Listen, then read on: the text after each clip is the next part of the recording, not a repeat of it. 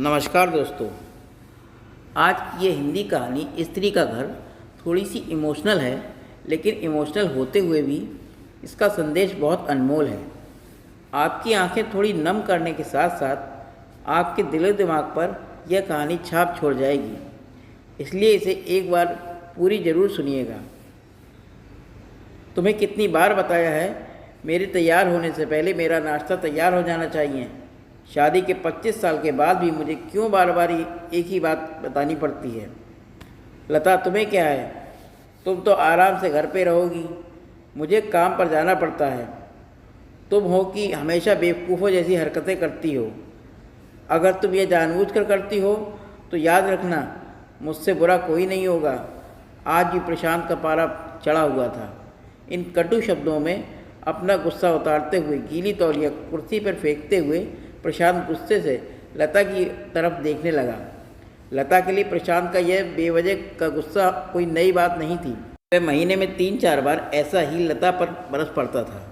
पहले पहले लता उसका विरोध किया करती थी, लेकिन जब कई सालों तक प्रशांत में कोई बदलाव नहीं दिखा तो लता ने खुद को ही बदल दिया।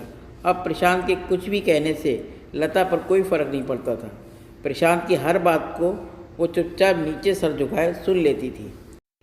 शादी के पहले 5 साल तक लता ने पूरी कोशिश की थी कि प्रशांत को बदला जाए, लेकिन फालतू का गुस्सा करना और बाद में लता को ही भला बुरा कहना, यह मानो जैसे उसकी आदत सी बन गई थी। कोई भी वाद विवाद होता तो प्रशांत सीधा लता को बोल देता, अगर मैं तुम्हें अच्छा नहीं लगता तो क्यों नहीं चली जाती अपने मैके, क्यों रहती हो मेरे साथ? इतना सब कुछ होने के बावजूद लता प्रशांत के साथ ही रहती थी, क्योंकि उसे अपनी बेटी की फिक्र थी। और वह जाती भी तो कहाँ, अपने बूढ़े हो चुके माँ बाप को इस उम्र में परेशान करना भी तो नहीं चाहती थी।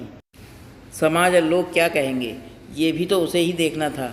वह इतनी पढ़ी लिखी भी तो नहीं थी कि खुद जाकर कोई नौकरी कर सके और अपना और अपनी बेटी का पालन पोषण कर सके। लता को अब अपनी फिक्र नहीं थी, उसको फिक्र थी तो बस अपनी शादी लायक हो रही बेटी की। लता नहीं चाहती थी कि पति पत्नी के झगड़े की वजह से काव्या डिस्टर्ब हो। काव्या की पढ़ाई पूरी हो चुकी थी, उसके लिए अब शादी के रिश्ते आने लगे थे। कई रिश्तों को काव्या ठुकरा चुकी थी। 2-3 महीने बाद एक अच्छा रिश्ता आया। रिश्तेदारों और पहचान के लोगों ने भी लड़के के बहुत गुणगान किए थे। प्रशांत एक शाम को अपनी बेटी के पास बैठकर उसे बताने लगा, काव्या बहुत अच्छा लड़का है, पढ़ा लिखा है, बड़ा घर है, बहुत अच्छी नौकरी है।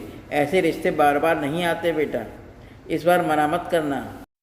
काव्या अपने पिता से ज़्यादा बात नहीं किया करती थी, शायद डरती थी या शायद नफरत करती थी, लेकिन आज वो अपनी पूरी हिम्मत इकट्ठा करके बोली, मुझे अभी शादी नहीं करनी है पापा, मैं नौकरी करना चाहती हूँ और ख़ुद को अपने पैरों पर खड़ी होना चाहती हूँ।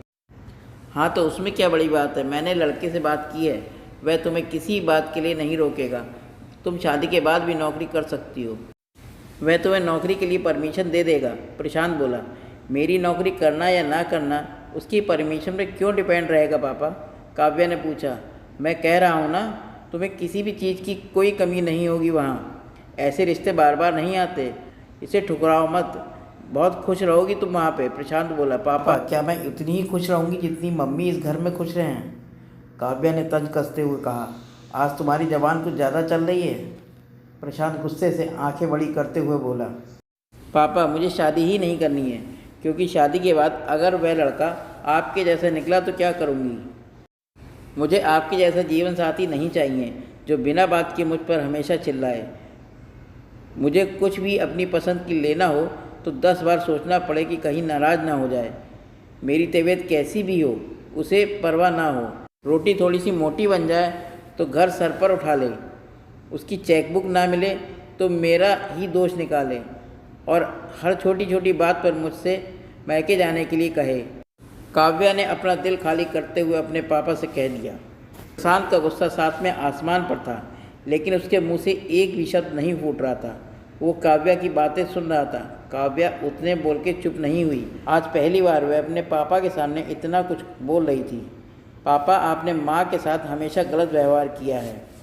आप अपने ऑफिस का गुस्सा बिना सोचे समझे माँ पर उतार देते हैं, कभी इस बात की परवाह नहीं करते कि उन्हें कैसा लगता होगा। आपकी बातें सुन सुनकर माँ ने अपना स्वाभिमान खो दिया है। प्रशांत आज पहली बार अपने किए बर्ताव को महसूस कर पा रहा था। वो इतना ही बोल पाया, जो तुम्हारा मन हो वो करो, मैं तो इतना बुरा हूँ ना। काव्या ने प्रशांत का हाथ पकड़कर बोली, पापा मुझे सिर्फ एक सवाल का जवाब दे दो, क्या आप चाहोगे कि मेरा पति आपके जैसा हो? अगर आपका जवाब हाँ है तो कर दीजिए मेरा रिश्ता आज ही, और ना हो तो मुझे आत्मनिर्भर बनने दीजिए। प्रशांत कुछ भी नहीं बोल पाया और वहाँ से चुपचाप बाहर चला गया। आज उसे लता के सामने जाने में शर्म आ रही थी। चलते चलते उसकी आंखों से आंसू बह रहे थे। प्रशांत ने आज से अपने आप को बदलने का निश्चय किया।